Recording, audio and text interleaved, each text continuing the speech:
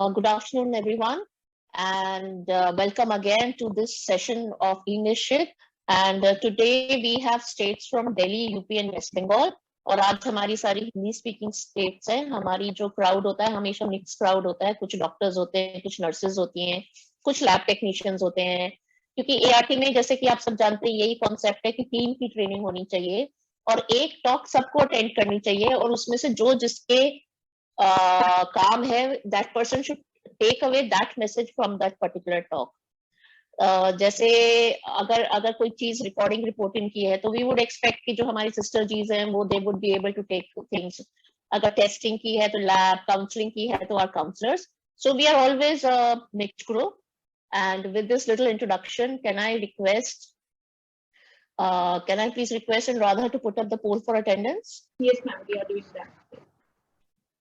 So we'll have our poll for attendance, and while we are doing our poll for attendance, let me introduce you to the faculty for the day. Today's expert is Dr. Daljit Sethi. He is the medical director of Hope Clinic in Shillong and has extensive Meghalaya and has extensive experience in managing cardiac TB in patients in his clinic. And we are indeed fortunate to have him with us. Welcome, sir, and thanks for joining us. Then we have Dr. Krishna, who is from the Kakinada ART Center. She's the medical officer, and she has come up with an excellent case of pericardial effusion, query pericardial TB. And today she would first present the case, and then there would be discussion by Dr. Daljit sir. So welcome, Dr. Krishna. And alongside that, I would like to welcome all the people who took out their precious time, even in these COVID times, to come and attend our session. I can see some very senior people. I can see some assistant PDs also, and I can see DTOs, and otherwise I can see senior faculties and professors. And I welcome them all alongside my ART teams. And I also thank Anuradha for her tireless efforts. And I am Dr. Upasana. I work at the ART Center in National Institute of TB and Respiratory Diseases.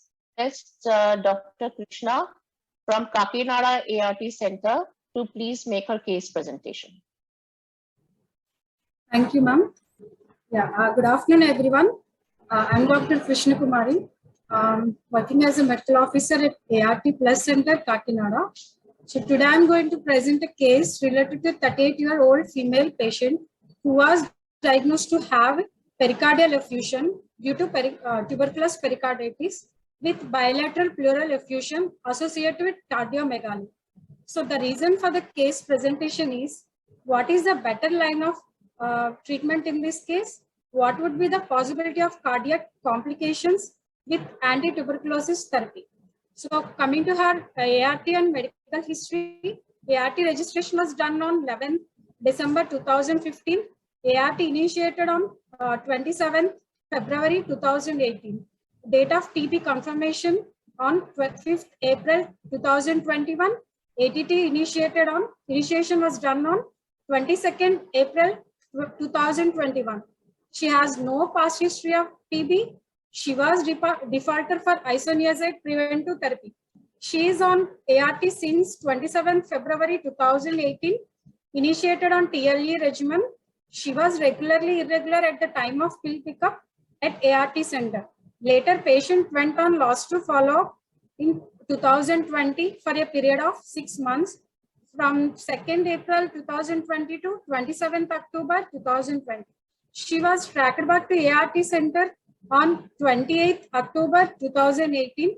She was evaluated with the routine investigations and screened for opportunistic infections.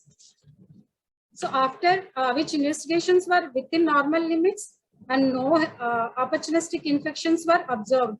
Later, patient came to on OPD on 28th March 2021 and presented with complaints of fever and cough. CBNAT was done, not detected for tuberculosis, and there was no rifampicin resistance. She was also presented with complaints of retrosternal chest pain, which was aggravated by coughing and was relieved by leaning forward. Patient also had a history of bilateral leg swelling, breathlessness on exertion. Giddiness was present occasionally. Loss of appetite was present. Patient weight loss was observed. On examination, severe anemia was elicited. She was admitted in ward on 30th March 2021. During the further evaluation, she was diagnosed with extrapulmonary TB, which is tuberculous pericarditis and bilateral pleural effusion. We initiated on anti-tuberculous treatment with CAT1 regime, fixed dose combination, 3 pills per day, along with TLE regimen. She was inpatient in ward for 10 days and treated with antibiotics and antidiuretics. Cepran DS was also initiated, fluconazole also given. Patient was discharged with empirical antibiotics. She was improved after treatment, fever subsided, bilateral pedal edema reduced, symptomatically stable after administration of anti-tuberculosis treatment along with ART after 1 month of duration. So later, efavirenz was substituted with dolutegravir due to programmatic change. Additional booster dose of dolutegravir 50 mg was also given to the patient. Now she is regular for her pill pickup at ART as well as anti-tuberculosis treatment, utilizing single window services at ART center. So coming to her lab investigations, CD4 count at the ART initiation, 344 cells, which was done on 22nd February 2018. And her last 2 serial CD4 counts are 355 cells, which was done on 19th February 2019. 232 cells, the test was done on 31st March 2021. And her viral load shows about 1,000 copies, which was done on 31st December 2019. Her serum creatinine and liver functions test and kidney parameters are in normal limits. So complete blood picture showed decrease in HB, that is 8 grams per deciliter. In her complete urine examination, albumin was present. CBNAT was done, not detected for tuberculosis. X-ray showed left paratracheal lymph node enlargement. 2D echo was also done on 4th April 2021, which showed mild pericardial effusion with ejection fraction of 45%. HRCT was also done, showed bilateral pleural effusion. Right side is more than left side with pericardial effusion and cardiomegaly. Peripheral smear also was done, suggestion of microcytic hypochromic anemia with thrombocytopenia and neutropenia. Her current ART regimen is TLD with dolutegravir. She is on ATT, continue phase of HRE, fixed dose combination of 3 pills per day. She is also taking cotrimoxazole prophylaxis therapy. Other medications like, she's also taking other medications like Lasix antifungal agents, iron and vitamin supplementations. The issue for the case discussion is current ATT CAT1 for a fixed dose combination is sufficient in this case, or can diuretics be helpful or suggest the line of management? So ideal management for this case. So thank you so much, Dr. Krishna. Doctor Krishna ने बहुत ही अच्छा case present किया है. कोई उनसे कोई सवाल करना चाहेगा? नहीं तो मैं बिल्कुल ब्रीफ में आपको बताती हूँ. एक यंग फीमेल है, 38 इयर्स की यंग लेडी है. वो इनके पास 2015 में रजिस्टर होती है. 2018 में उसका ART स्टार्ट होता है. पेशेंट थोड़ी सी इरेगुलर है. जब दवाई के लिए आती थी तब भी वो इरेगुलरली आती थी और फिर तो एकदम से डिफॉल्ट ही करती. सर्टेन पीरियड ऑफ डिफॉल्ट के बाद 6-8 महीने बाद she comes back to them और ये दोबारा इसको ART स्टार्ट कर देते हैं. इस वक्त भी ये इसी उम्मीद पर चल रहे हैं कि पेशेंट ART ठीक से खा रही होगी. और ऐसे केस में थोड़ा सा adherence is always a issue, इसलिए रिपीटेड काउंसलिंग की हमेशा जरूरत रहती है, जिसमें पास्ट में डिफॉल्ट्स एंड नॉन एडहेरेंस की हिस्ट्री होती है. उस पर थोड़ा सा हमें ज्यादा काम करना पड़ता है, क्योंकि जो फैक्टर्स होते हैं रिस्पॉन्सिबल फॉर एडहेरेंस या नॉन एडहेरेंस वो यूजुअली पेशेंट में चेंज नहीं होते. पॉवर्टी है, खाना नहीं है, हस्बैंड मारता है, या आने के लिए उसके पास किराए के पैसे नहीं है, यूजुअली ये चीजें ठीक नहीं हो पाती। और जो प्रॉब्लम्स पहले रही होती हैं वही प्रॉब्लम्स अभी भी होती हैं। एनीवे 6 महीने एआरटी इतनी बारी स्टार्ट करने के बाद पेशेंट को खांसी होने लगी, चेस्ट में दर्द बताने लगी, हल्का सा फीवर था शायद उसे। और जब इन्होंने एक्सरे कराया तो उसमें इन्होंने देखा हार्ट का साइज बड़ा है, एक्सरे में हार्ट का साइज बड़ा मिला। और इन्होंने ये भी देखा कि उसकी जो नेक वेन्स हैं वो नेक थोड़ी सी थिक है और उसके जो पैर हैं वो सूजे हुए हैं। तो दिस वाज अ पॉइंटर कि इसको हो सकता है कार्डियक प्रॉब्लम, क्योंकि पैर सूजना, नेक वेन्स का थिक हो जाना, लिवर में भी टेंडरनेस होती है, ये सारी फीचर्स होते हैं जो कि आपके हार्ट की पेरिकार्डियल टीबी की तरफ जाते हैं। तो इन चीजों को मद्देनजर रखते हुए इन्होंने इसको इन्वेस्टिगेट किया, इसको इन्होंने पेरिकार्डियल टीबी का डायग्नोज किया और उसके लिए एटीटी स्टार्ट करी। पेशेंट पहले आईपीटी पे से भी डिफॉल्ट कर गया था, अगर उसकी शायद एआरटी और आईपीटी ठीक से खाली होती तो शायद उसको ये टीबी का एपिसोड ना आता, लेकिन वो नहीं हो पाया और इन्होंने उसको कार्डियक टीबी बना के उसको ट्रीट किया है। अब ये कार्डियक टीबी जो है, दिस इज वेरी इंटरेस्टिंग। हमने, मुझे नहीं लगता इससे पहले कभी भी कार्डियक टीबी हमने डिस्कस किया है हमारे फोरम में। जब उस पे जाएं, अपने लेक्चर डायडैक्टिक पे जाएं, तो उस वक्त आपके दिमाग में यदि कोई डाउट्स हो वो क्लियर हो सके।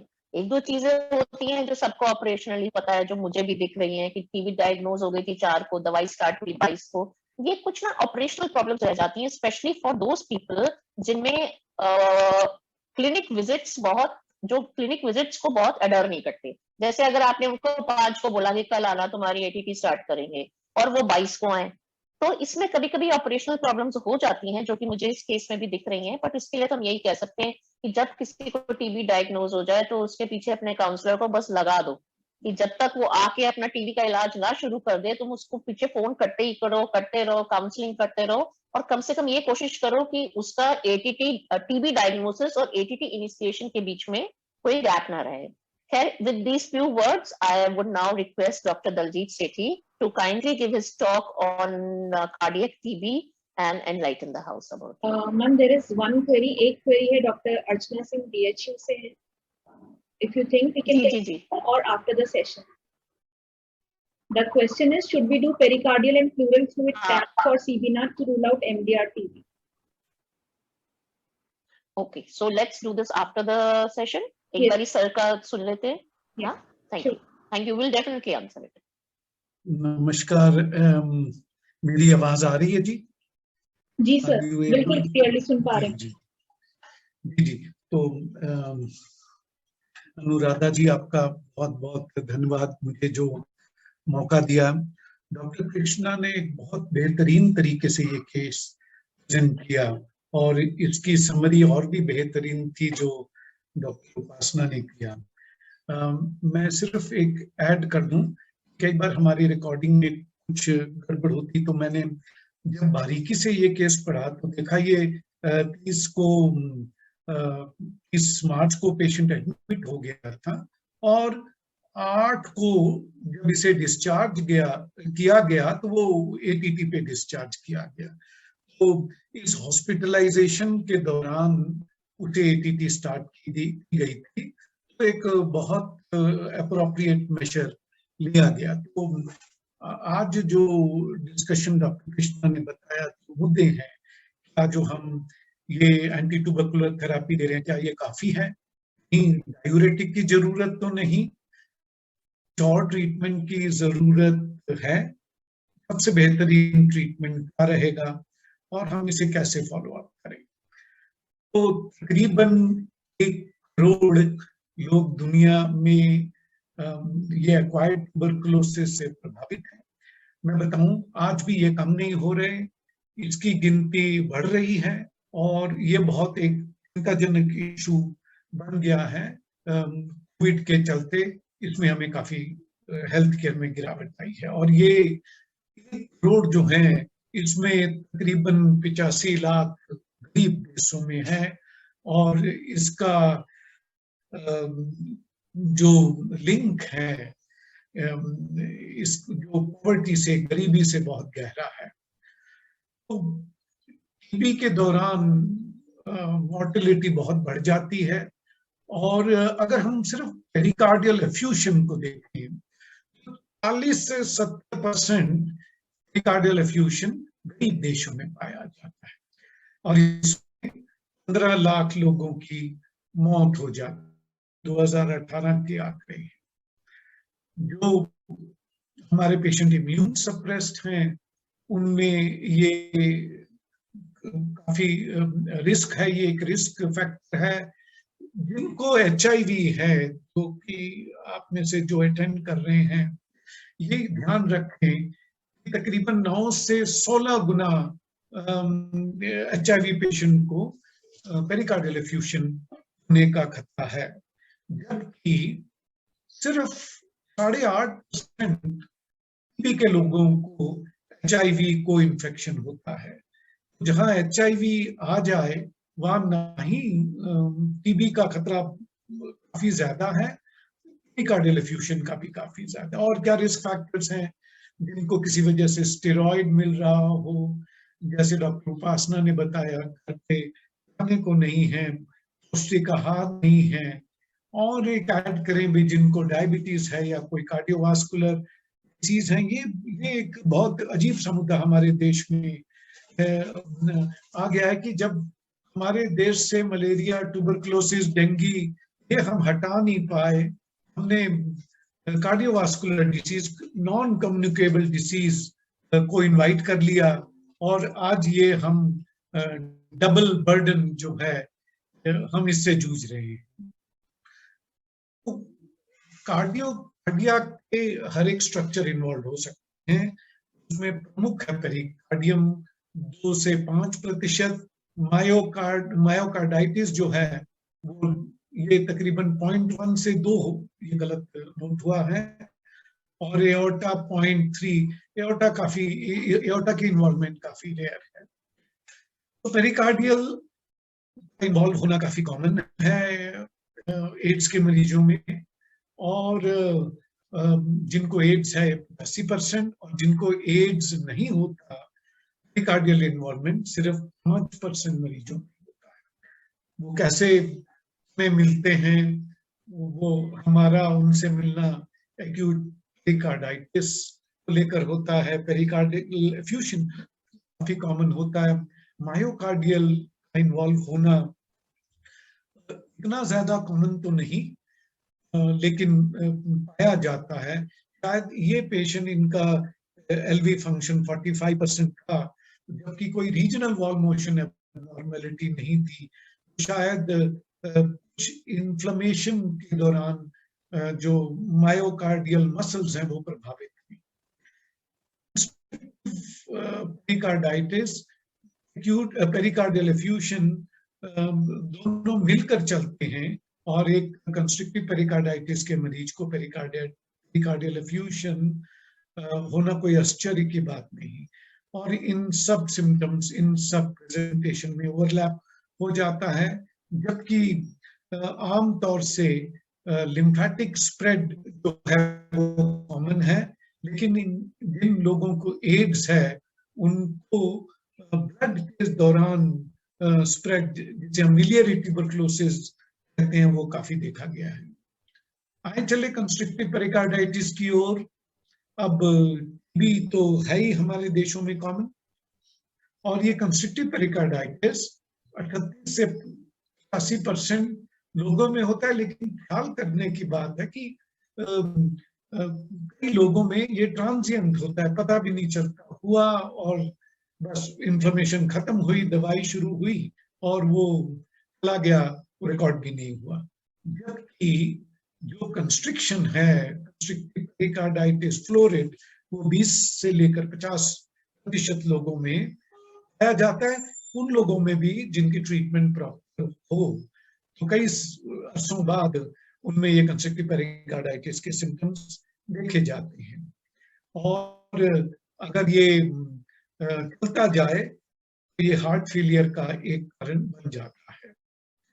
तो कुछ तस्वीरें, ये AFB मसल के दौरान ये जो पोस्टीरियर वॉल है, इसके पीछे पेरिकार्डियम का थिकनिंग हो जाना, ये डॉप्लर ट्रेसेस हैं, हमें बताती हैं कि जो डॉपलर का रूप है वो बदल चुका है, सिक्टिव पेरिकार्डाइटिस ये वेव है प्रोमिनेंट हो चुकी है, और ये हमारा सीटी एमआरआई है जो पेरिकार्डियल एफ्यूजन को दिखाता है। मायोकार्डाइटिस जो है वो ब्लड के जरिए ही स्प्रेड होता है, और क्योंकि राइट मीडियास्टेनल नोड ज्यादा प्रभावित करती है, 20% पेशेंट्स में पाया गया, और right sided right ventricular involvement ज्यादा कॉमन है लेफ्ट से।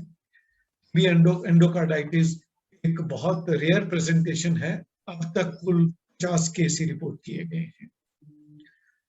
तो जो एओर्टिक इन्वॉल्वमेंट है वो और कम है, और ये वाजा वेजोरम के जरिए फैला जाता है, और ये एथेरोस्क्लेरोटिक पैक जो हम सभी को रहते हैं उसमें चल के ये इफेक्ट करता है। आइए देखें ये सिम्टम्स क्या होते हैं, और ये हमारे आपका जो टेस्ट का सवाल भी है। 41% में, कफ 46, डिस्निया 44, बुखार का होना 73, पेरिकार्डियल रब तकरीबन 40%, paradoxical pulse 39%, hepatomegaly 44, test x ray लें उनमें 98% में कार्डियोमेगाली मिलती है। एफ्यूजन 41%, मेसेंकाइमल लंग लीजन 15 और हाइलर लिम्फेडेनोपैथी 10%। क्लिनिकल साइंस क्या है? टैकीकार्डिया 70, पैराडॉक्सिस पल्स 48, इंक्रीज सीवीपी 40%, सबको। Palpable apical impulse 58%, cardiac dullness 25, pericardial knock 21, muffled heart sound 76, sudden inspiratory S2 split 30, third heart sound 45, hepatomegaly 100% लोगों में होती है, ascites 89 और peripheral edema 94। Acute pericarditis, अगर हम एक वायरल पेरिकार्डाइटिस को देखें वो एक कैटास्ट्रॉफिक होता है, एकदम अचानक सा होता है और जबरदस्त पेन होती है, पर टीबी में ऐसा नहीं। एक्यूट पेरिकार्डाइटिस भी आहिस्ता आहिस्ता अपना फैलाती है, पता नहीं चलता। जो हम पेन पेरिकार्डाइटिस से के संबंध रखते हैं वो अनकॉमन रहता है, रब और भी अनकॉमन, ये 3 से 6% लोगों में पाया जाता है, जबकि सिस्टमिक साइंस ज्यादा कॉमन होते हैं, और ये सारे निर्भर करते हैं कि फ्लूइड कितनी तेजी से एक्युमुलेट हुआ और उसका हीमोडायनेमिक इफेक्ट क्या रहा, उसमें इन्फ्लेमेशन कितनी है। अगर वो फ्लूइड बड़ी तेजी से इकट्ठा हो गया, जाहिर है टैकीकार्डिया पहले होगा, फिर ब्लड प्रेशर उस पेशेंट का कम होना शुरू हो जाएगा, और अगर कुछ ट्रीटमेंट ना करें तो वो आगे टेम्पोनेट पे बदल जाएगा, और जबकि ट्रीटमेंट ना हो तो तकरीबन 6 महीनों के अंदर हमारे 85% पेशेंट में अलविदा कह देंगे। बाकी फीचर्स क्या हैं वो, अगर हम ईसीजी करें तो कंडक्शन सिस्टम में प्रॉब्लम है, जहां की QT syndrome, QT interval prolong हो जाता है, वेंट्रिकुलर फिब्रिलेशन और कार्डियक अरेस्ट, ये क्रॉनिक डेवलपमेंट है।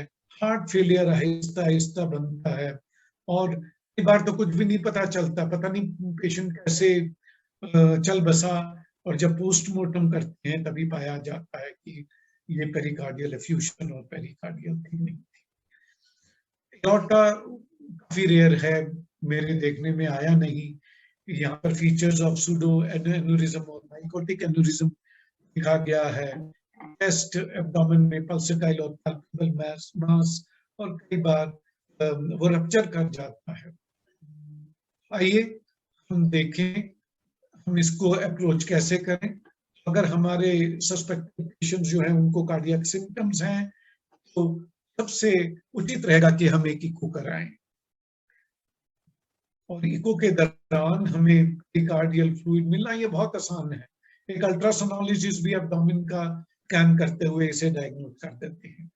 अगर पेरिकार्डियल फ्लूइड है तो डेफिनेटली हमें एटीटी के बारे में सोचना चाहिए। और अगर हम कुछ एडिशनल टेस्ट जो एडीए, आईएनएफ या पीसीआर करें, अगर ये हो पाए अच्छी बात है, पर अगर ये ना हो पाए तो ऐसा नहीं कि हम ट्रीटमेंट न शुरू कर पाए।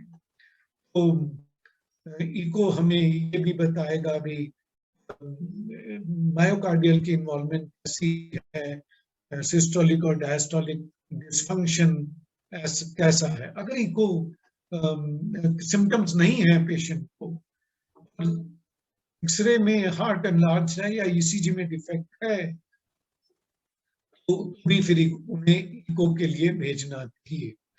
तो इस तरह से इको एक बहुत महत्वपूर्ण इन्वेस्टिगेशन रहता है और इसकी सेंसिटिविटी 100% है। मैं बताऊं, कभी हम pericardial effusion, pericardial thickening, echo में तो हम कभी नहीं मिस कर सकते। तो अगर कुछ ऐसे सिम्टम्स हो, जरा सा भी हमें डाउट हो, तो आपके सभी मेडिकल सेंटर्स, हॉस्पिटल्स में इको अवेलेबल है, उसे कराएं। और कोई डाउट हो, कुछ और लगे कि नहीं शायद इनको पहले से मायोकार्डाइटिस है, बल्कि एमआरआई और इनकी जरूरत होती है, या एओर्टिक कुछ आपको डाउट हो रहा है भी शायद एओर्टा इन्वॉल्व है, तो सीटी कराएं। अदरवाइज एक इको कराना हमारे लिए काफी हेल्पफुल रहता है। आइए कुछ पेरिकार्डियोसेंटेसिस, जो कि हमें ये पेरिकार्डियल फ्लूइड निकाला जाए, ठीक है। हमने एक्सरे में देख लिया और वहां हमें पेरिकार्डियल एफ्यूजन मिला, तो हमें तकरीबन तो डेफिनेट हो ही जाता है। कई बार इको में अगर ट्यूबरकुलर फ्लूइड के अंदर पेरिकार्डियम में फाइब्रस स्ट्रैंड्स दिखें, तो जहां मैं काम करता हूं कुछ समय पहले तक ये फैसिलिटीज नहीं थी, हम उन फाइब्रस स्ट्रैंड्स को देके ये एटीटी शुरू कर देते थे। अगर पेरिकार्डियल एफ्यूजन के साथ night sweat, weight loss, fever हो तो कराना ही पड़ेगा। और अगर cardiac component, hypotension, pulses, paradoxes है, तब तो ये एक तरह से लाइफ सेविंग मेजर बन जाता है। तो एक नीडल डालना, और मैं सबको हिम्मत दूंगा कि इससे कतराए ना। अगर हमारा पेशेंट थोड़े से भी सिम्टम्स हैं, हिम्मत रखें, एक इको करके एक मोटे बोर की नीडल डालें। हम कई लोगों की इसके जरिए जान बचा पाएंगे। आइए, आज का जो सवाल था, हमें कौन से ऐसे सिम्टम्स या साइन या फाइंडिंग्स हैं जो हमें मदद करते हैं, जिसे ट्यूबरकुलस पेरिकार्डाइटिस डायग्नोस्टिक इंडेक्स का नाम दिया गया है। इसमें कुछ स्कोर हैं, कुछ सिम्टम्स और साइंस को दिए गए, और इन स्कोर्स को अगर जोड़ा जाए और अगर ये स्कोर का जोड़ 6 से ऊपर हो तो ये ट्यूबरकुलर पेरिकार्डाइटिस की ओर हमारा संकेत जाता है। कौन से ऐसे हैं? नाइट स्वेट, उसका स्कोर 1, वेट लॉस 1, फीवर 38 के ऊपर तो 2, और अगर डब्ल्यूबीसी काउंट ज्यादा हो तो 3, और अगर सीरम ग्लोबुलिन 40 से ज्यादा हो तो 3। अगर इनका हम जोड़ करें और हमें जोड़ 6 से ऊपर मिले तो ट्यूबरकुलर पेरिकार्डाइटिस की संभावना बहुत ज्यादा बन जाती है। तो हमने डायग्नोस कर लिया। अब ट्रीटमेंट, तो ये सबसे आसान काम है, क्योंकि बाकी टीबी और पेरिकार्डियल टीबी में बिल्कुल कोई अंतर नहीं है। जो ट्यूबरकुलर थेरेपी बाकी पल्मोनरी ट्यूबरकुलोसिस में फर्स्ट लाइन ड्रग को प्रिस्क्राइब की गई है, वही इसमें बहुत काम करती है। ऐसा नहीं HIV है तो वहाँ एक सवाल आया था बीच में, मैं उसके जरिए ध्यान आकर्षित करना चाहता हूँ कि हमारी ये मेडिसिन काम नहीं करेंगे। तो ये मेडिसिन उतने ही इफेक्टिव हैं, वो 4 ड्रग जो हमें प्रिस्क्राइब किए गए हैं यहाँ पर उतना ही काम करते हैं, और ऐसा नहीं घबराना चाहिए कि रेजिस्टेंस ज्यादा है। हाँ, अगर कुछ एंडेमिक एरिया है, पेशेंट का कांटेक्ट है, तो हमें टीबी नेट या PCR में हमें वो पता चल जाता है। पर आम तौर पे ऐसा नहीं होता कि क्योंकि ये HIV है तो शायद रेजिस्टेंस ज्यादा होगी। तो पहला तो वो 4 ड्रग, क्योंकि इन्फ्लेमेशन इतना होता है और पेशेंट सिम्टोमेटिक होता है, कॉर्टिकोस्टेरॉइड इनिशियल स्टेजेस में काफी फायदेमंद साबित हुए हैं, और इनका प्रयोग जरूर करना चाहिए जब भी हमारे सिम्टम्स हैं, हमारा पेशेंट कठिनाई में है, हमें इन्फ्लेमेशन के साइंस मिलते हैं, तो हिचक नहीं करनी चाहिए corticosteroid, we should not hesitate. और अगर फ्लूइड ज्यादा है, टेम्परेट हो रहा है, पेशेंट सिम्टोमेटिक है, तो हमें फ्लूइड निकालना चाहिए। कुटेनियस एक नीडल डाल दिया, और अगर ओपन की सुविधा है जो हर समय मौजूद होती, तो हम उसे एक ओपन पेरिकार्डियक पेरिकार्डियक्टमी जिसे कहते हैं वो कर सकते हैं। अगर हम ATT जो रूटीन 4 ड्रग यूज करें तो उससे हमें काफी फायदा मिलता है। There is a significant decrease in mortality, especially in patient with HIV regimen. So this should answer partly the question of resistance. As of now, it is not so much. Again, I must say I'm not an expert in HIV. So जो हमारे participant या faculty हैं वो इस पर और रोशनी डाल सकेंगे। तो दवाइयां तो वही हैं जो पल्मोनरी कॉक्स के लिए। अगर हम लो मिडिल इनकम कंट्रीज की बात करें, क्योंकि दवाइयां छूट जाती हैं या कई जगह एंडेमिक है या उनका कांटेक्ट ही रेजिस्टेंट पेशेंट से हो, तब हमें ये प्रॉब्लम आती है। और ये खास करके हमारे देशों में ये प्रॉब्लम है जहाँ की रेगुलरिटी, पहले तो ये था दवाइयां भी सही नहीं थी, अब तो सरकार ने एक अरेंजमेंट किया कि proper medicine are available state tuberculosis centre. Steroid का सवाल आता है, अरे ये तो ट्यूबरकुलोसिस को फ्लेयर अप कर देगा, हम कैसे स्टेरॉइड दें, एक इन्फेक्शन है। और ये काफी अरसों तक ये कंट्रोवर्सी चलती रही, पर अब ये कंट्रोवर्सी खत्म हो चुकी है। ये डेफिनेटली कंक्लूडेड है कि स्टेरॉइड का काफी फायदा है, इसके उपयोग से डेथ जो है वो कम होती है, और चलते चलते क्रोनिक कंस्ट्रिक्टिव पेरिकार्डाइटिस की इंसिडेंस काफी कम होती है, और हमारे पेशेंट्स को अस्पताल में नहीं जाना पड़ता। पेरिकार्डियक्टमी, पेरिकार्डियोसेंटेसिस, ये तो जैसे ही हमें पेशेंट नजर आए, उसको सिम्टम्स हो, तुरंत ही हमें फ्लूइड को रिलीज कर देना चाहिए। सर्जिकल अगर कर पाए तो ज्यादा इफेक्टिव है, क्योंकि बार बार होने के चांसेस कम रहते हैं। लेकिन ये जरूरी नहीं कि सर्जन नहीं है तो हम नहीं करेंगे।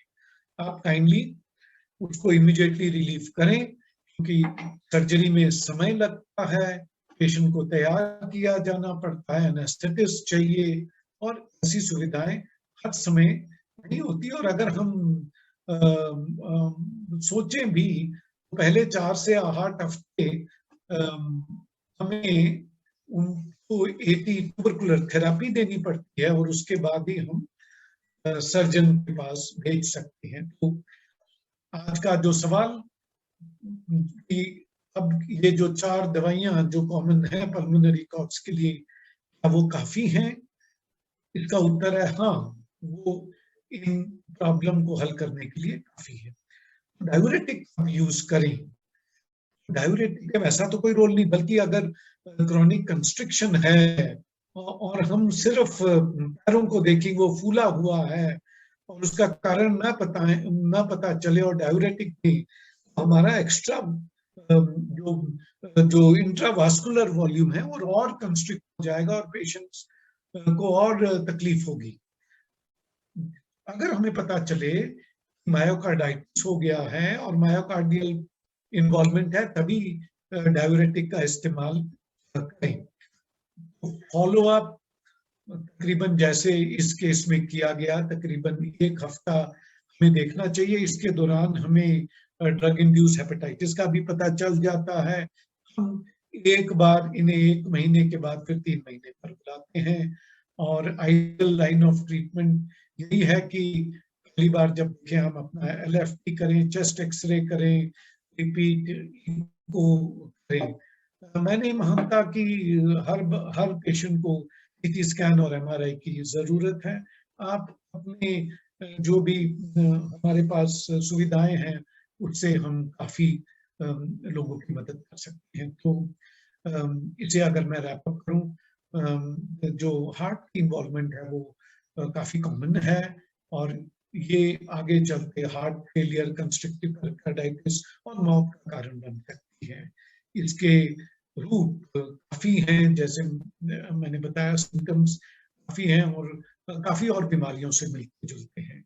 इसका सही और जल्दी पता लगाना बहुत जरूरी है और हमें हमारे सभी सेंटर्स में और डायग्नोसिस की सुविधाएं जैसे इको, ADA, इंटरफेरॉन और MRI की सुविधा अगर हो सके तो काफी फायदेमंद होगा। कंबाइंड ट्रीटमेंट जो कंबाइंड पिल हैं ATT के, वो काफी फायदेमंद हैं और इसका हमें क्लोज फॉलो अप करना बड़ा जरूरी है। पिछले हफ्ते हमने जब इंग्लिश का प्रोग्राम किया उसके सिर्फ 1 दिन पहले एंथनी फॉसी जो भूतपूर्व राष्ट्रपति के सलाहकार थे, उन्होंने ये स्टेटमेंट दिया कि ये ट्यूबरकुलोसिस एक एंशिएंट डिसीज है, इसमें कोई शक नहीं। इसे आज हमारे मॉडर्न साइंटिफिक हेल्प की जरूरत है और बड़े अजीब सी बात है कि आज भी हम 1 करोड़ पेशेंट्स हर बार देखते हैं और तकरीबन 15 लाख पेशेंट जान से हाथ धो बैठते हैं। विचार ये आ रहा है कि अब BCG जो हम यूज कर रहे हैं इसे 100 साल से ऊपर हो गए। जो एविडेंस, जो प्रूफ हमारे पास है वो पता है कि ये इफेक्टिव है, 100% नहीं, पर वो कहाँ, बच्चों में मेनिंजाइटिस प्रिवेंट करने में। अगर हम बड़ों की बात करें तो इसका कोई खास प्रभाव नहीं है और इसका पल्मोनरी टीबी में भी उतना प्रभाव नहीं है। तो आज भी हमें जरूरत है एक बहुत अच्छी वैक्सीन की। और ये सवाल तब उठा जब कोविड आ गया। आपने देखा होगा कोविड के आते ही इतनी सारे लोगों ने अपनी वैक्सीन तैयार करी। तकरीबन आधा दर्जन वैक्सीन तो हमारे देश में भी उपलब्ध हो गई। ट्यूबरकुलोसिस तो हमारे देश में कितने 100 सालों से है, ऐसी कौन सी वजह है कि हमारे पास एक ही वैक्सीन है? कहीं हम ढीले तो नहीं, कहीं हमने ट्यूबरकुलोसिस को नजरअंदाज तो नहीं किया, ऐसा तो नहीं। ये तो गरीबों को होती है। तो शायद इसके लिए वैक्सीन बनाने में इतनी दिलचस्पी न हो। हालांकि कोविड क्योंकि अमीरों को हुई और उसकी मार्केट बहुत अच्छी थी, इतनी सारी वैक्सीन बन गई। हमें मिलकर प्रयास करना है कि हमारी वैक्सीन जो है जरूर बन पाएगी और कुछ डेवलपमेंट्स रास्ते पे हैं। ये जो इम्यूनिटी है अचीवेबल है, इसका प्रूफ है national institute of allergy and infectious diseases. और ये भी पता चला है कि अगर हम BCG IV दें तो वो ज्यादा काम करती है, जैसे कि हमें सबकुटेनियस मिली है। तो ये 2021 की रिपोर्ट बहुत महत्वपूर्ण रिपोर्ट। मैं आग्रह करूंगा आप सबसे, इसके पहले 2-4 पन्ने ये TB site, world TB site पे निःशुल्क उपलब्ध है। आप काइंडली इसे बस इसके 2-4 पन्ने ही देखें। इसका मुख्य मैसेज क्या था कि कोविड-19 जो पैंडेमिक था, इसने हमारे कई सालों की मेहनत पर पानी फेर दिया। कौन सी मेहनत? टीबी सर्विसेज या टीबी बर्डन, हम छिड़ गए। आज थोड़ी थोड़ी जगह पे हमें सक्सेस मिली है, हमारे देश में तो बिल्कुल ही नहीं, और हमारा का जो प्रयास है वो पटरी से उतर गया है। मैं मानता हूं हमारी सरकार बहुत कोशिश कर रही है। अगर ये देखें इसमें ये ड्रॉप है जो न्यूली डायग्नोस टीबी और उसकी रिपोर्टिंग का, ऐसा तो कतई नहीं कि टीबी कम हो गई, लेकिन आप देखें इसकी रिपोर्टिंग कितनी कम हो गई। और ये कोविड की देन है। हम इतने उलझ गए कोविड में, पेशेंट हेल्थ सेंटर आ नहीं पाए, एक एक कमरों में 10-10 बंद लोग रहकर एक दूसरे को टीबी फैलाते रहे, और वो रेजिस्टेंट टीबी बढ़ती रही। आप देखें इस ड्रॉप में इंडिया का योगदान सबसे ज्यादा। तो आज हम निश्चिंत न बैठें, और खास करके जो HIV के पेशेंट हैं उनमें भी ये टीबी का उभरना या टीबी का जो इंसिडेंस है वो काफी बढ़ गया। मैं और आगे नहीं जाऊंगा, मेरी राष्ट्रभाषा जो है मैं उसमें काफी कमजोर हूँ, मैं माफी चाहूंगा अगर मेरे से इसमें भूल हुई हो, और मैं फिर धन्यवाद करूंगा आप सबका, आपने मुझे आपके साथ रूबरू होने का मौका दिया, और अगर सवाल हो मुझे खुशी होगी उन सवालों का उत्तर देते हुए। एक बार फिर आप सबका धन्यवाद। Thank you. Thank you sir. Sir बहुत ही क्लियर टॉक था, इतना बढ़िया हिंदी में टॉक आज तक किसी ने नहीं दिया, सच बताएं तो। आई थिंक बिल्कुल सर बिल्कुल क्रिस्टल क्लियर था, आपने बिल्कुल कॉन्सेप्ट को इतनी सरलता से समझा दिया। इट वाज लाइक कि जैसे कि हम बैठ के मतलब आपस में बात कर रहे हो, ऐसा लगने लगा, ऐसा लगा ही नहीं कि कोई टीचिंग एक्सरसाइज थी, इतना इजीली समझ आ गया। अच्छा, किसी को कोई सवाल पूछना है प्लीज पूछ लीजिए, फिर बाद में आपको जाके प्रॉब्लम होती है। क्या आप लोगों को ये समझ आ गया, अगर आपका कोई पेशेंट है जिसको 4S पॉजिटिव है, 4S होता है बुखार, खांसी और वेट लॉस और नाइट स्वेट्स, आपने उसका एक्सरे कराया, उस एक्सरे में हार्ट बढ़ा हुआ दिख रहा है, तो आपको नेक्स्ट स्टेप क्या कराना है? किसको समझ आया कि आपको क्या सोचना है कि ये शायद हार्ट की टीबी हो सकती है। और उसके साथ साथ कभी कभी आपको मीडियास्टिनम या हाइलम में भी लिम्फ नोड दिख सकते हैं। अगर आपको लगता है कि ये हार्ट की टीबी है तो आप क्या करोगे? नेक्स्ट आप एको कराओगे। एको में आप ये देखोगे कि इसके पेरिकार्डियम में फ्लूइड है कि नहीं है। Is this clear? मैं जो कह रही हूँ क्या वो क्लियर है? कोई रिस्पॉन्स देगा? और फिर अगर पेरिकार्डियम में फ्लूइड है तो आप थोड़ा सा फ्लूइड निकाल के उसको चेक करना चाहोगे कि ये टीबी तो नहीं है। अगर आपके पास पेरिकार्डियम का फ्लूइड निकालने की सुविधा ना हो तो आप ये भी देख सकते हो कि अगर एको में उस पेरिकार्डियल फ्लूइड में फाइब्रस स्ट्रैंड्स दिख रहे हैं, अगर आपके अल्ट्रासाउंड वाले या कार्डियक वाले कहते हैं कि इसमें स्ट्रैंड्स दिख रहे हैं, इसका मतलब एक ही होता है कि उस फ्लूइड की प्रोटीन बहुत हाई है, और जिस फ्लूइड की प्रोटीन हाई है HIV में उसको टीबी ही होना है। एंडेमिक कंट्री लाइक इंडिया में उसने टीबी ही होना है, और उसको ATT विद स्टेरॉइड्स आपको स्टार्ट करना है। दूसरी चीज जो एको के टाइम आपको देखनी होती है वो ये देखनी होती है कि पानी कितना इकट्ठा हुआ है, क्या वो उसकी पल्स, हार्ट सबको कॉम्प्रोमाइज कर रहा है, क्या वो जो हार्ट की झिल्ली में पानी है वो इतना धीरे धीरे बढ़ चुका है कि वो अब उसके हार्ट को ही काम नहीं करने देता है, क्या हमें वो प्रेशर निकालना पड़ेगा इसकी जान बचाने के लिए। तो जैसा सर ने कहा कि आप घबराए ना, वहीं टेबल पे एक नीडल डाल के उसका प्रेशर रिलीव कर दे हार्ट का, जिससे कि वो आदमी ATT खाने लायक जिंदा तो बचे। अगर वो प्रेशर नहीं रिलीव होगा तो हो सकता है वो ATT का असर आने से पहले ही हार्ट फेलियर से मर जाए। तो ये तो एक बहुत ही एक्शन पॉइंट्स थे अगर मैं इसको समराइज करूं, वैसे सर ने इतना अच्छा बताया है कि मुझे समझ नहीं आ रहा मैं क्या समराइज करूं। समराइज बेसिकली यही करना कि हम लोग कार्डियक टीबी को शायद भूल चुके थे। हम लोग पल्मोनरी टीबी करते रहे और आज फोर फ्रंट में आया सर ने जब डेटा हमें बताया कि कार्डियक टीबी कितनी इंपॉर्टेंट तरह की टीबी है, और स्पेशली HIV पॉजिटिव्स में तो बहुत ही इंपॉर्टेंट है। और जो सबसे ज्यादा कॉमन हमें कार्डियक टीबी दिखती है वो दिखती है जिसमें पेरिकार्डियम मतलब हार्ट के चारों तरफ की झिल्ली में पानी, जैसे प्लूरल एफ्यूजन होता है ऐसे पेरिकार्डियम होता है, ऐसे पेरिकार्डियल इन्फ्यूजन होता है।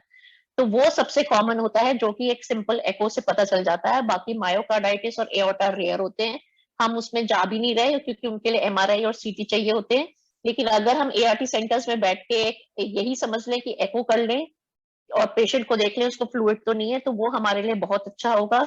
यूजुअली जैसे सर ने बताया पेशेंट्स को वही फीवर होगा, सांस फूलेगा, हो सकता है कि उसको पैल्पिटेशन फील हो, कि भाई हार्ट की उसको लगता है ना, कई लोग कहते हैं क्या कि हमें पल्स फील होती है, दिल धड़कता है। आप एग्जामिन करोगे तो उसका जगुलर वीनस प्रेशर जिसको CVP बोलते हैं वो बढ़ा हुआ होगा, हार्ट साउंड्स मफल्ड सुनेंगी, हो सकता है लिवर में दर्द हो सकता है पैर में दर्द हो। तो ये कुछ आपको फीचर्स मिलेंगे, लेकिन आपको याद रखना है कि मुझे यही नहीं रुकना, मुझे इसको एको के लिए भेजना है। जब आप पेशेंट को एको के लिए भेजेंगे तो वहां पे पता चल जाएगा इसका कोई फ्लूइड तो नहीं है। अगर आपको कहीं और से सैंपल नहीं मिल पा रहा, अब जैसे इस पर्टिकुलर केस में प्लूरल एफ्यूजन था, तो हम प्लूरल एफ्यूजन को भी टैप कर सकते थे, that would have been better क्योंकि वो इजियर होता है। और अगर आपको कहीं और से सैंपल नहीं मिल पा रहा, आपका स्पूटम मैंने देखा इस केस में CB नैट नेगेटिव है, प्लीज रिमेंबर सस्पेशन TB का कहीं पे भी हो, सर से लेके पैर तक, साथ में लंग का इन्वॉल्वमेंट होना प्रत्यक्ष या अप्रत्यक्ष बहुत ही कॉमन है। तो प्लीज स्पूटम को तो भेज ही दें CB नैट के लिए। अगर स्पूटम में ही TB आ गई तो आपकी सारी प्रॉब्लम सॉल्व हो गई। आपको बस ये पता है कि हार्ट भी इन्वॉल्व है, तो आपको सिर्फ ATT के साथ स्टेरॉइड्स ऐड करने हैं, आपका डायग्नोसिस तो हो गया। आपको बस सारी जहां जहां TB है सारे साइट्स को कवर करना है। तो अगर आपको स्पूटम में TB आ गई, वेल एंड गुड, नहीं तो प्लूरा को कर लें, प्लूरल टैप इजी होता है। अगर प्लूरल टैप भी नहीं है, स्पूटम भी नहीं है, तभी मैं सजेस्ट करूंगी कि आप एक ART सेंटर की सेटिंग में, जहां पे हमारे पास स्पेशलिस्ट गाइडेंस कम होती है, एडमिशन की फैसिलिटी भी कम होती है, उसके बाद ही हम कहीं पेरिकार्डियल टैप करने की सोचें, क्योंकि वो एक स्टेराइल कैविटी होती है। और अब जो आपका क्वेश्चन था from Lucknow, sorry from BHU, कि whether we can send it for CB NAT, हम कोई भी फ्लूइड CB नैट ले सकते हैं। सर जिसको PCR कह रहे हैं, CB नैट ही होता है। CB NAT is a automated PCR, it is nothing more than an automated PCR। So हम CB नैट के लिए जरूर भेज सकते हैं, but we have to remember कि इट इज नॉट रिकमेंडेड, क्योंकि इन फ्लूइड्स में CB नैट की सेंसिटिविटी और स्पेसिफिसिटी बहुत कम होती है। Basically it's a sensitivity issue, मतलब ये है कि TB होगा फिर भी नहीं पकड़ा जाएगा। ट्रू पॉजिटिव्स जो है मिलने बहुत कम होते हैं। तो पर अब हार्ट है, अब आपको कहीं और से फ्लूइड मिल नहीं रहा, आप उसका CB नैट जरूर भेजें। अगर वो पॉजिटिव आ गया, well and good, except the result. पर अगर वो पॉजिटिव नहीं आया तो सिर्फ CB नैट करके रुक ना जाए, उस फ्लूइड का प्रोटीन कराएं, साइटोलॉजी कराएं, ब्लड का TLC कराएं, ब्लड का सीरम ग्लोबुलिन कराएं। मतलब CB नैट हो सकता है आपको डेस्टिनेशन तक ना ले जा पाए, बिकॉज बॉडी फ्लूइड्स में specially pleural effusion, pericardial effusion में, एक्सेप्ट फॉर सेरेब्रोस्पाइनल फ्लूइड, बाकी फ्लूइड्स में इसकी सेंसिटिविटी बहुत कम होती है PCR की। तो मिल गया तो वेल एंड गुड, अगर उसमें MTB डिटेक्टेड आ गया तो बहुत बढ़िया, उसको जो है आप फिर आगे उससे आपको रेजिस्टेंस भी पता चल जाएगी। पर अगर नहीं मिला तो रुके ना, उस सैंपल को आप मिजेट कल्चर के लिए लगवाएं, जो MTB का कल्चर होता है। आप उस सैंपल को स्मीयर के लिए भेजें, जो नॉर्मल माइक्रोस्कोपी होती है। आप उस सैंपल की साइटोलॉजी कराएं, आप उस सैंपल की बायोकेमिस्ट्री कराएं। ठीक है, तो आप बाकी टेस्ट इसमें कराते रहें to reach a diagnosis. Culture visit कराना is absolutely essential, because if we suspect MDR TB, अगर CB नैट नेगेटिव है, और देखो सैंपल तो आप हार्ट से एक बार निकालोगे, बार बार तो निकालोगे नहीं, तो एक बार ही सारे वाइल भेज दो।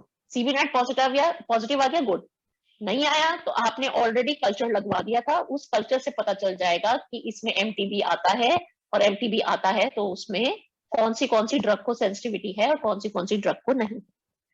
इसके साथ ही सर ने आपको बताया कि एक क्लिनिकल क्राइटेरिया भी है। Clinical criteria basically it is that 4S जो हम लोग यूज करते हैं, night sweat, weight loss, fever.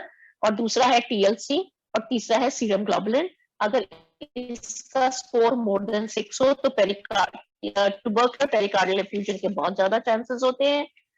आपको एक बात याद रखनी है कि स्टेरॉइड्स का एडिशन, अगर आप कार्डियक टीबी सस्पेक्ट कर रहे हैं तो स्टेरॉइड्स का addition is very very important. Why is it important?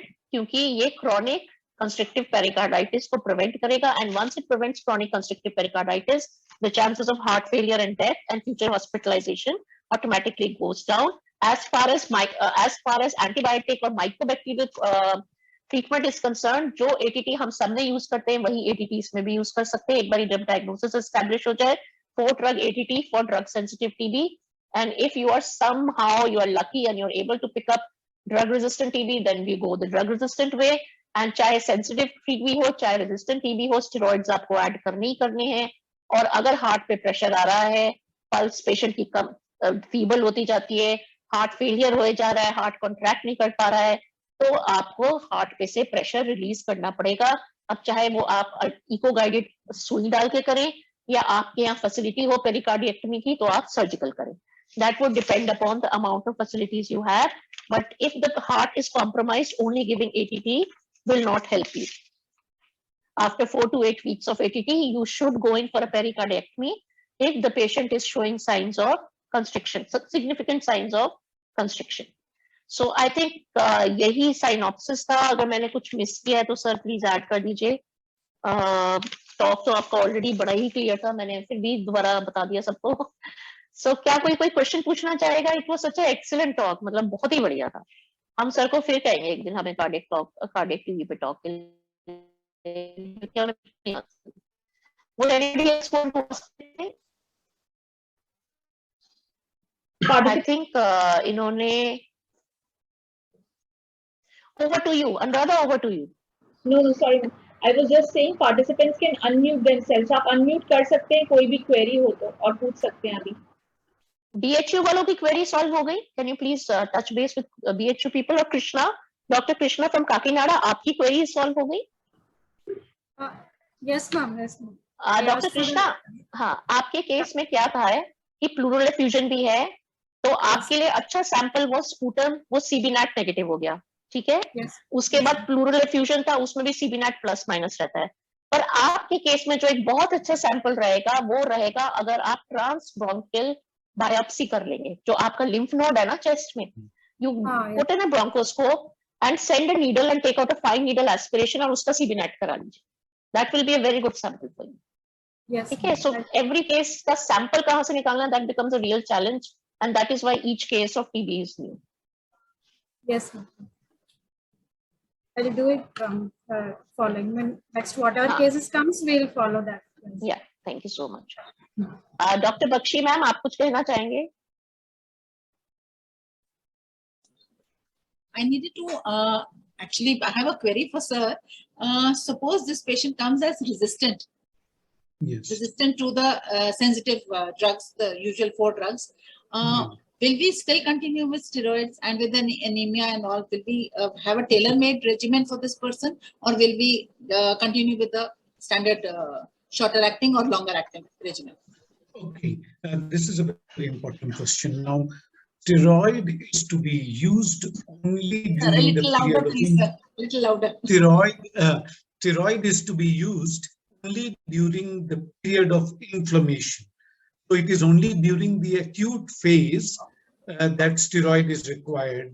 Now, in routine practice, steroid is required anywhere between 2 weeks, that is at the minimum, to 6 weeks.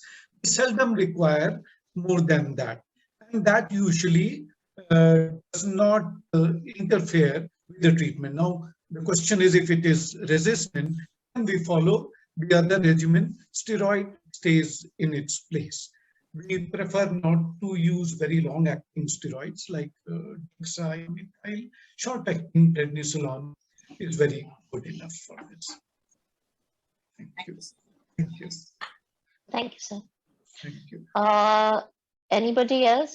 Sir, Dr. Archana from BHU. Ma'am, आपका question solve हो गया? हाँ, you're done. Okay. Can I ask Gujarat से जो sir थे हमारे doctor Gopal sir, would you like to make a comment? Sir, has he signed out? Ma'am, sir is there. He's still there, but Acha, probably he's working also. hmm. So it's now over to you, Anuradha. Ma'am, you have covered both the questions which we gave in pre and post test, but still I will repeat. The tuberculous pericarditis index ये किन parameters को consist करते हैं, जैसे ma'am ने बताया 4S symptoms plus serum globulin and WBC count. And tuberculous pericarditis index के ऊपर ही दूसरा question था कि कौन सा index score indicate करता है pericarditis, तो वो score था 6. And I would tell all the participants next session हमारा May का 19th and 26th May को schedule हुआ है, and we will be sending emails for that. आप लोगों को सबको उसकी emails आ जाएंगी. ये case recommendations जो आज सर ने बताई, मैडम उपासना ने बताई और दलजीत सर ने, ये आपको Monday तक we will be mailing you all the recommendations along with the case presentation so that you can follow it. Along with that YouTube video का link भी आपको आ जाएगा. ये complete video जो हमारा आज का session रहा है और last week का भी, we have a YouTube channel. So every session that we do is there on the YouTube. So previously भी जितने sessions हुए हैं आप कोई भी pick up करके you can see on our YouTube channel. So I will request all the participants to please subscribe to our YouTube channel. The link is there in the chat box. और हम आपको ये mail पे भी भेजेंगे, जो last हम लोग आपको recommendations में भेजेंगे, उसमें we will send the link to you. So please subscribe. It is a very useful channel. आप पुराने कोई भी sessions हमारे इस पे view कर सकते हैं. So, ma'am, over from my side, Upasana ma'am, and we are done with the post test and feedback also. So, any last words? Sir, thank you very much, Dr. Daljit. It was excellent. And thank you, Krishna. Sir, we will call you again. I hope you won't mind joining us again as an expert very soon. It was absolutely a beautiful talk, sir. I love to take whenever Crystal you clear. have something on diabetes. And Okay, if you sir. have any, sir, I will love to. Oh, sir, definitely. So, TB Thank you. diabetes is Yeah, related. Thank you, sir. Thank so, you. sir, TBH. Okay, thank you, sir. Thank you, Dr. Krishna. And thank you to all the participants and the people who work behind the scenes and in front of the scenes to make this happen. Thank you very much.